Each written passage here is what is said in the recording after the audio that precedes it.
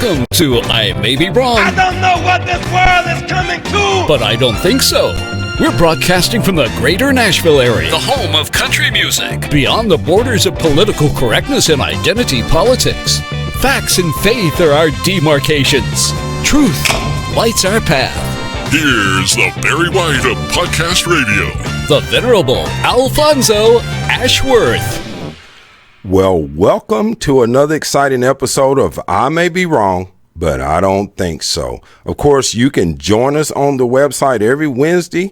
We broadcast live. Of course, you can find us on I May Be Wrong, but I Don't Think So.com. On the website, we broadcast at 8 a.m. Pacific time, 10 a.m. Central, and of course 11 a.m. on the East Coast. But every Wednesday you can find us here. We got a great guest for you. But before we get started, we got a lot of things I want to do. One thing I want to do is thank my audience. I want to thank all of those who we call the chosen. And of course, we are in chat room. Our chat room is called The Furnace. Now, if you want to be a furnace walker, you have to join us in the chat room and you have to comment. And of course, you can get badges and rewards and all sorts of things if you become a furnace walker. Of course, I want to thank also the ones who support the show financially and emotionally. It's a lot of work. It's a lot of time involved in doing this. Getting our guest on. I got a great guest in the queue, by the way, Dee Rock. He's going to be our guest for the next 30 minutes or so. We're going to get to him in just a minute. He is sitting there waiting. We're going to chop it up. This guy is a real outlaw. Of course, he was raised on good music. This guy was raised on good music. His dad introduced him to all kinds of music from Motown, country, blues, jazz. Dees Texas roots go back as far as the Alamo. And it's what inspires his Southern style, which you can hear in the songs he writes. Mojo Gumbo is the term Dee uses to describe all the different styles he fuses together in his music. This guy is a number one outlaw. And this is the perfect show for Dee because we love outlaws. And we love people who fight against the labels. And that's what we're going to be talking about today. Fighting the labels of all kinds, not just record labels, not just music labels, but also fighting labels as a person of color. You know, we can argue this all day. And of course, don't forget also that this is Breast Cancer Awareness Month. This dreaded disease, cancer, has destroyed more lives and is taking more lives and affecting more families. Just about every family can say that they have been affected in some way by cancer. And so this is Breast Cancer Awareness Month, and we're going to recognize that. Of course, we will be bringing on the guest in just a few minutes, Mr. Dee Rock. You know, the debate last night, I don't have time to go back over that. And of course, if it comes up in the conversation, fine. All this stuff about impeachment, this is nothing but a smokescreen. There are millions of Americans that are tired of a do-nothing Congress. They fight this president on every corner, despite that it's good for this country. The border, health care, the issues with our foreign policy. They fight him on every level. You're talking about fighting labels. The president is called a racist, and there is no evidence whatsoever that President Trump is a racist. None whatsoever. You know, I hear it all the time. Uncle Tom, you know, sell out. You know, you've heard me talk about this stuff. And, you know, my brother that's coming on, he has heard it all. He's had to deal with all these types of labels. And we're going to have him come on in just a second. You know, if you've not heard anything about Dee Rock, I'm going to let him tell you for himself what it is that he does and how he's done it for so long and at such a high level. Mr. Dee Rock, welcome to the show. Al, good morning, my friend. I'm so happy to be on here with you, and I appreciate you inviting me to talk about myself, you know, life in our country, man, which we both love. So it's an honor to be here with you, man. Well, I tell you what, Do you remember where we met and under what circumstances? Do you remember we met through an acquaintance that was our radio host in Nashville? And we were out in Antioch at a restaurant. Yes, we were there, yes. And that's the first time I met you, brother. And I tell you what, I was impressed from day one about your love for this country, your love for music, and your attitude about fighting against the labels. Tell my audience what it is in your background that gave you that fortitude, that gave you that mindset that no matter what, you're just going to forge ahead. What gave you that? Okay, I'll try not to be long-winded, but, the days of grandmothers and grandfathers really playing a major role in your lives, beside the parents, instilled something in me from a young age. My dad, all my family's from Texas except for me. I claim Texas because that's my roots. Right. But I was born in Los Angeles. But Denton, Texas and McKinney, Texas, I spent a lot of time in. And I can say this, those southern roots made me an oddity in Los Angeles. Based off of everybody that I was with. I was the weird kid. We were the strange family. They didn't understand that I had to be home before dark or I was in trouble. They didn't understand when my father was on the porch and he didn't see me coming from one end of the block or the other. If he went back inside and I wasn't there, I had issues. Right. They didn't have that type of discipline growing up. I did. And one thing that I was always told by my grandmother, my grandfather played guitar, no lessons. I remember him hitting that guitar on the front porch slide. He could play like anybody today. Right. Not a single lesson. And I watched that. I remember that. Also, my grandmother always told me, Desi, be who you is. You can be anything you want to be. Don't let anything stop you. And remember the things that are important. And that's what I've always done. Well, it was such a thing with I'll tell you, since one day I brought home a baseball mitt. My dad said, where'd you get that? I said, I found it. He said, oh, son, we don't find things. Let's walk back and take it and put it where it belonged, where someone left it. Right. That's how it was in my family. Wow. Morals. So that's how it came back to all people are the same. I get along with everyone. I watched my dad go out of his way to be kind to people that were in the service industry, cleaning ashtrays, mopping floors at department stores. He'd give him a nudge on the shoulder, how you doing? Because he knows that quite often people just look down on those people and disrespect them. I saw my dad make sure he interacted with those people to make sure that they know that they were important too. So that's kind of how I was raised. Well, and you got good, strong roots, no doubt about it, to be able to survive in the music industry for as long as you have, and fighting the labels of, well, you don't belong in this genre, or you don't belong in that genre. Tell my audience, what is your secret? Not only, I believe you got strong faith, and it's apparent that you got that from your good morals, strong faith from your family. But what is it? How have you survived in an industry that's the opposite of faith? The indulgence, the do whatever you want to type thing. How have you survived and fought those labels? I will say, not trying to be funny, but one thing, the reason I didn't fall into any craziness that comes with this industry, from alcohol, booze, excessiveness. Right. And I tell everybody, I am a mama's boy. Okay. I never wanted to come home in a box.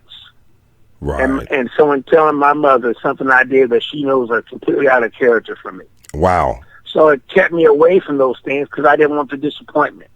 Right. And the lifelong disappointment when that happens at the rate it does in this industry, where people lose their lives overindulgent.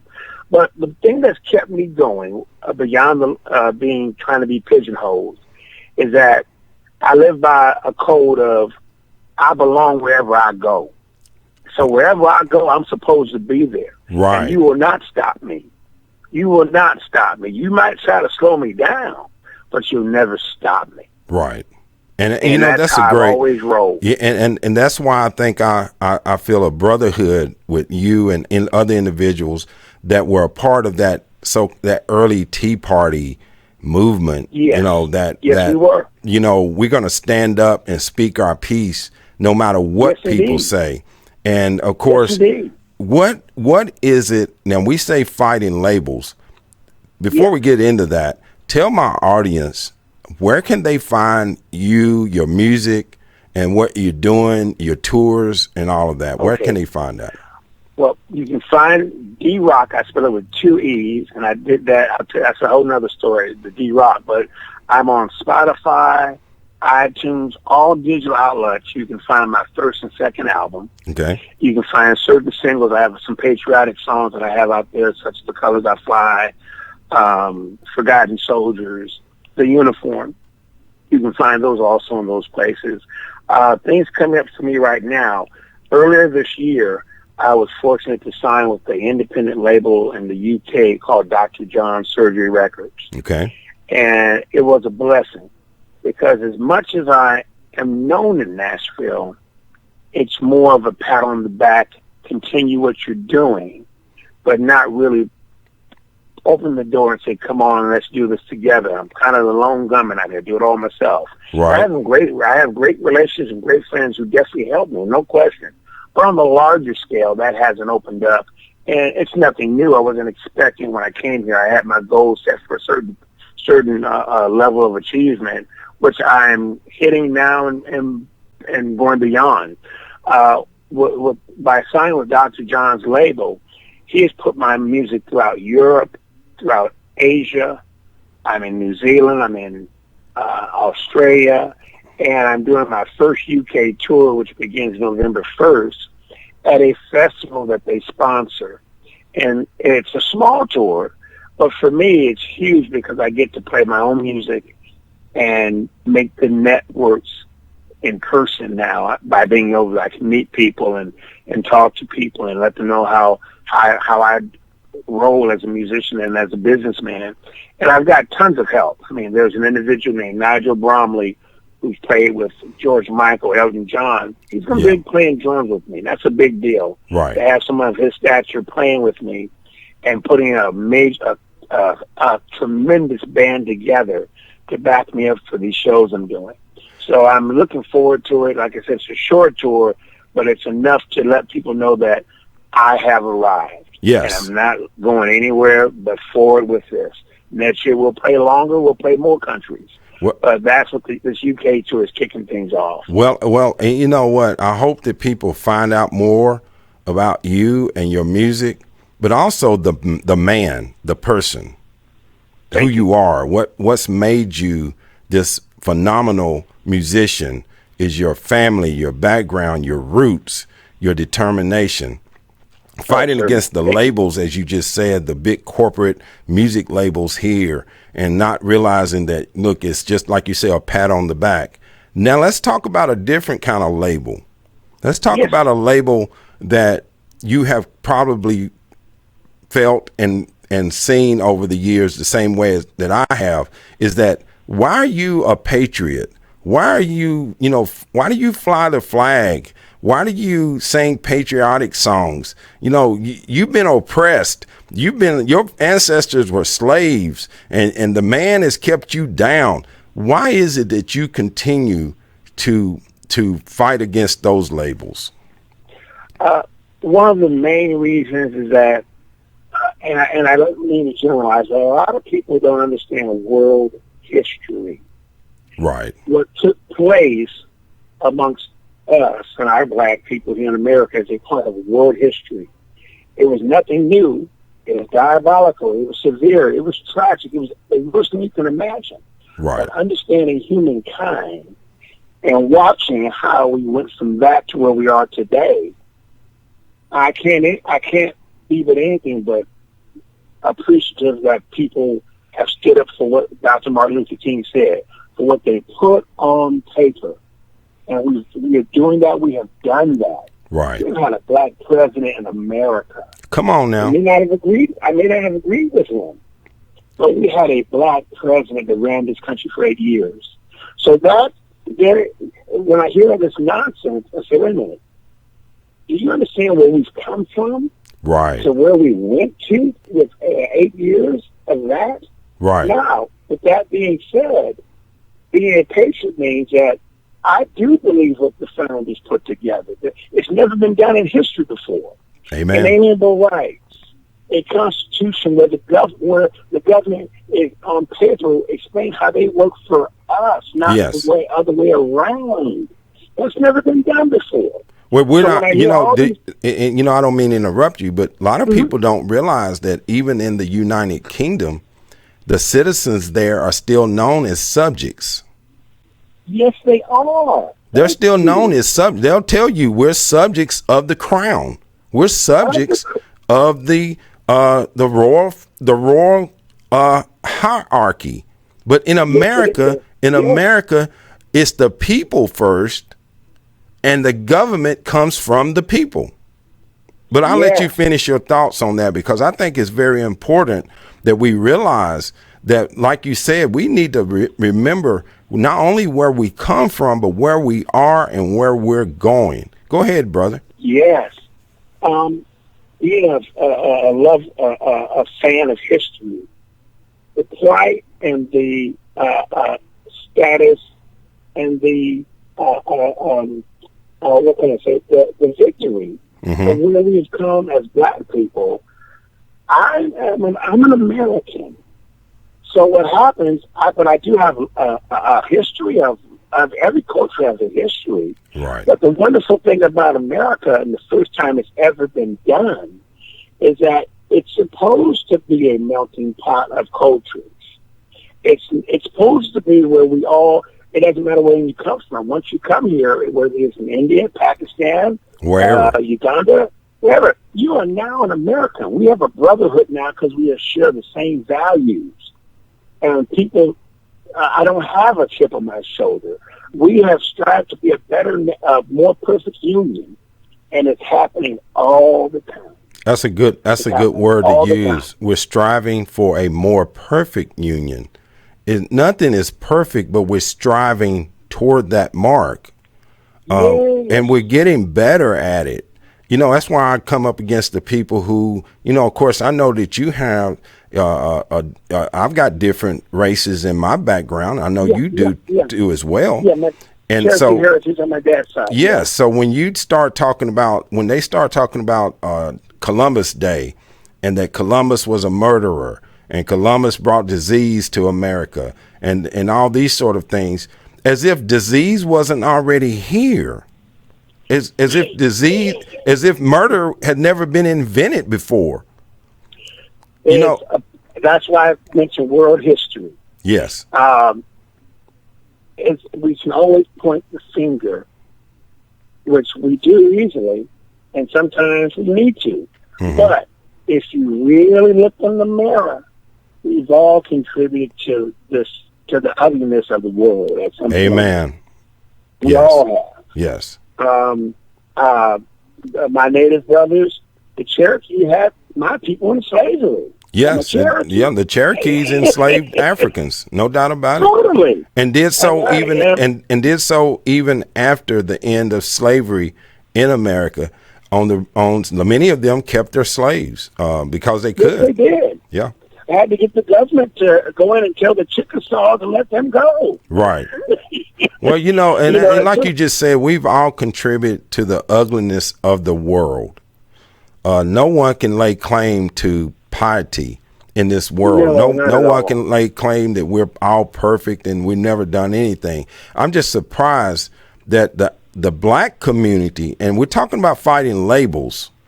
Yes, indeed. You in a music genre that really goes against the traditional path of a Black musician. Yes. How did you, what response have you received from the Black community about the type of genre you're in, and describe that genre to the audience? Well,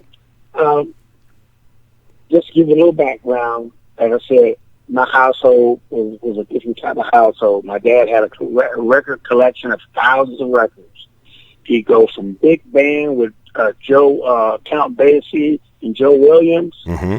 to B.B. King, to Waylon Jennings, to Glenn Campbell, to Ella Fitzgerald. I've heard it all. You got baptized, brother. I heard it all. Yes, and sir. I knew, my dad was the kind of person to say, close your eyes and listen to the music because you can really hear it. You can't, he could close his eyes and sip on a little whiskey and listen. Mm-hmm. And I acquired that from him. By listening to Ray Charles and those country, he did his country western album, Mm-hmm. I was hooked from that point on. Didn't mean I didn't listen to my George Clinton funk.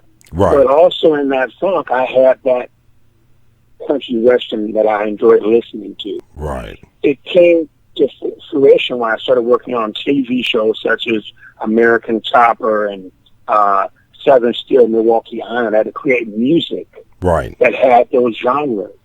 I basically created my genre that I do now. Yes, I sir. mix in soul, country, southern rock, and traditional instruments with my kind of blues rock guitar playing. Mojo gumbo. And Mojo Gumbo. You stir it up, throw it in, that's the flavor you get. Now the label, the problem, the people have always accepted me once they hear what I do. As far as my black brothers and sisters who I have tons of friends, they're getting into it now because they're hearing that. I think because of the way that we are in different parts of the country, there's a southern accent, there's a New England accent. I think what throws them off is the twang sound, Right. which predominates country. I don't have that sound because I sing more blues vocal, type of soul vocal, but I still use the fiddle and the pedal steel. And I think I'm bridging gaps with a lot of people when they hear that instrument. And country, but in Nashville itself, I've had the reception has been amazing. Folks are not sure what to get when I show up. I show up and I say, man. And I've even had people tell me, well, I ain't never heard of Brother D. Simple Man, but I live in Skinner. Right. I mean, that's a big thing now on Facebook, though, is a lot of cover tunes, people covering certain artists. And you said Ray Charles, and I sort of forgotten that Ray Charles sort of had a country style almost in some of his He put out 2 albums. Yeah. He had a #1 country album above everybody. Modern Sounds of Country Western by Ray Charles. Well, black folks in general don't even know that. No, because it doesn't get discussed when you start talking about Ray Charles. We think of him more of a soulful, type of singer, piano, of course. Yes. And they don't think that. Well, Ray Charles had 2 country albums out, at one time. Yes. Let me tell you, one of the most endearing moments. I love TV. I love watching those country artists come out like what's his name? I can't think of him right now, but Glenn Campbell. I used to watch these old shows with the Smothers Brothers and all that. But one of the shows on YouTube, if anyone would like to watch it, just watch how endearing the legendary Johnny Cash is with his friend Ray Charles. Right. Ray Charles goes on the Johnny Cash show, and June Cash, and they're just having a ball. They're talking about the new country album.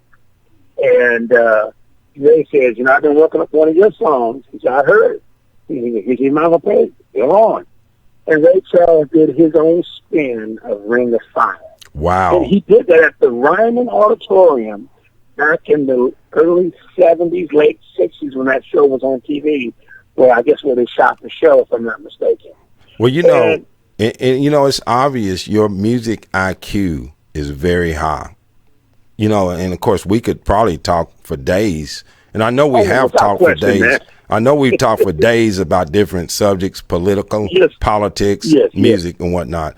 In about a minute or two, I want you to tell the audience again where they can not only buy your music and get your music, but where they can find you, the Facebook page or internet.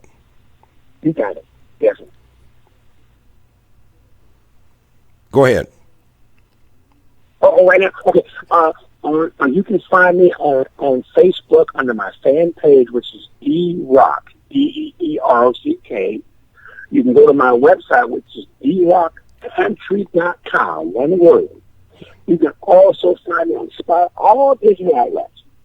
So if you go to Spotify and put up Dee Rock, you're going to find 2 albums. Yes, My sir. first album, The Road Ain't Long, and you'll find my current album called Back Road Symphony. And Back Road Symphony is a little less country, more multi-genre, but you'll still get the country flavor in the Southern rock and a little bit more soul in my newest one. Wow. The one I have out currently. And of course, you are getting ready to go on tour in November. Yes. And you say it's going to be probably a short tour at this time, but there's bigger things to come. I went first of November 1st, and I'll be out. Well, I leave on the 29th and head back on the 9th of November. So we're hitting about 4 shows in there, and then we'll come on back. But that'll be enough to get the establishment. I've got some English publications that are letting folks know that I'm coming. So it should be really, really awesome. Well, I tell you what, brother, I really appreciate you taking your time out of your busy schedule to come on and chop this up about fighting the labels. And I think the audience is going to learn more about you and about what you do. And I hope that more people will follow and download your music. And I want to tell you, thank you very much for coming on the show today. Hey, thank you, Al. And we're both fighting the labels, man. And thank you, because what you do is amazing, man. I hope your listeners know that you're an amazing, tremendous writer, storyteller. Thank you, sir. I appreciate it. God bless you, and God bless this country. You got it, brother. Of course, we just had Dee Rock on the show. And if you would like to find more about Dee Rock and what he's doing, of course, he told you can find him at D-E-E Rock, R-O-C-K. Find him on Facebook, find his fan page. And, of course, you can do these things, too. Look, talent is not limited to just one person. One person does not have all the answers to every problem. So Dee Rock and individuals like that have come along in my life and have made my life more full of knowledge and full of information. I learned some things on the show today that I did not realize, or I had sort of forgotten, like Ray Charles and being in the country, and also about the artists of his day that he spoke about with jazz, big band, country, R&B, all these things that influenced him. But the number one thing you have to take away is that family and roots are important. Influences are important. Things that influence your life, things that you indulge in, things that you're a part of are very important. Of course, don't forget that this month is Breast Cancer Awareness Month. We want to recognize that every time that we come on or wherever we're talking. We try to bring that to people's attention because it affects us all.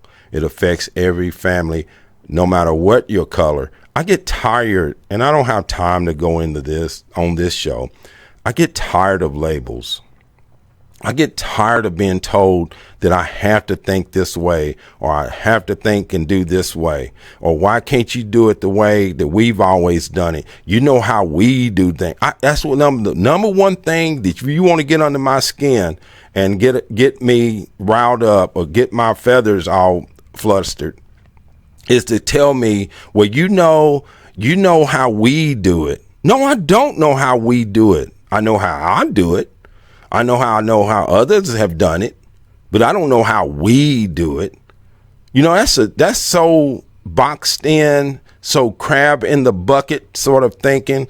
But of course, I want to thank everyone. Don't forget, every Wednesday you can have we got a great guest coming on next week. We got Burgess Owens, the great NFL player that's going to be coming on as our guest next week. So we want you to join us every Wednesday live at I May Be Wrong, but I Don't Think So.com. And of course, you can then follow us on Facebook. You can also download the podcast, and you can find us on YouTube, all the outlets. Of course, we're getting ready to wrap the show up for today.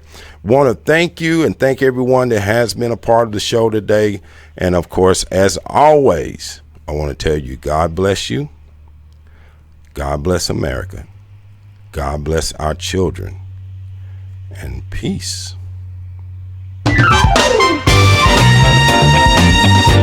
You've been listening to Alfonso Ashworth, the Barry White of Podcast Radio. Go forth and share his message. I may be wrong, but I don't think so.